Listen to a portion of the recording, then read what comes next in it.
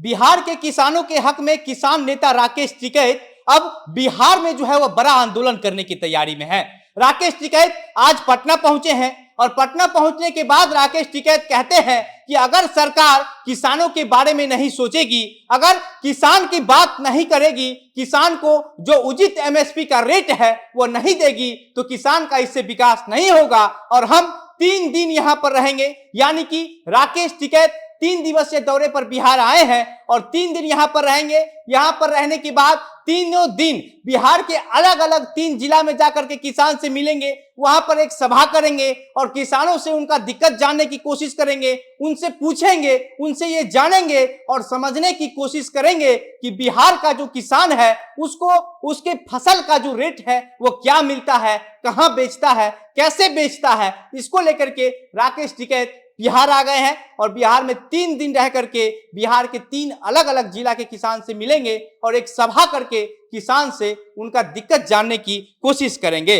राकेश टिकैत कहते हैं कि अगर इससे बातचीत नहीं बनी तो हम बिहार के जो मुखिया है राज्य के नीतीश कुमार, उनसे भी मुलाकात करेंगे और बिहार सरकार किसानों को एमएसपी दरें नहीं दे रही है, इस वजह से किसान औने पौने दाम में अपना फसल बेच रहा है, जिससे किसान का विकास नहीं हो रहा है। अगर किसान का विकास नहीं होगा तो इस देश का विकास भी नहीं हो सकता है, ये सरकार को समझना पड़ेगा। राकेश टिकैत आगे कहते हैं कि यदि राज्य सरकार किसानों को एमएसपी दर देती तो आज किसानों की स्थिति काफी मजबूत होती। बता दें कि इससे पहले जो है वह बिहार सरकार में पूर्व कृषि मंत्री और जगदानंद सिंह के बेटे विधायक राजद से विधायक सुधाकर सिंह जो है लगातार इसकी मांग कर रहे हैं। अब इसकी मांग के समर्थन में किसान नेता राकेश टिकैत भी उतर गए हैं और राकेश टिकैत कहते हैं कि अगर बिहार में किसानों का विकास करना है तो सबसे पहले मंडी कानून और भूमि अधिग्रहण कानून लागू करना पड़ेगा।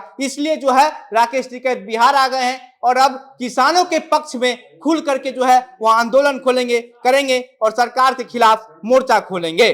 आगे राकेश टिकैत कहते हैं कि अब बिहार की पहचान जो है वह यह हो गई है कि बच्चे या तो पढ़ाई में चले या लेबर बन गए। इसका कारण यह है कि यहाँ का एग्रीकल्चर सेक्टर को ही पूरी तरीके से खत्म कर दिया गया है। एग्रीकल्चर खत्म करने के प्योर जमीन छीनने का काम हुआ है, इसलिए किसान का जो विकास है वह नहीं हो पा रहा है। हर रोज यहाँ पर बड़ी बड़ी कंपनियां आ रही है और जमीन मांग रही है। मार्केट रेट के हिसाब से जैसे जैसे कीमत बढ़ रही है वैसे वैसे किसान को भी उसके फसल का कीमत बढ़ते हुए मिलना चाहिए। और अगर सरकार किसान के बारे में नहीं सोचती है, सरकार को अगर ऐसा लगता है कि बिना किसान का विकास किए वो किसी राज्य या फिर किसी देश का विकास कर देगी, तो ये कभी संभव नहीं है। इसलिए किसान को जो है वह उचित एमएसपी दर जो है वह मिलना चाहिए। एमएसपी दर अभी बिहार के किसानों को नहीं मिल रहा है, जिसकी वजह से बिहार के किसान मोटी रकम लगा करके फसल को उपजाते हैं, लेकिन जब फसल बेचने का समय आता है तो उनको औने पौने दाम में बेचना पड़ता है।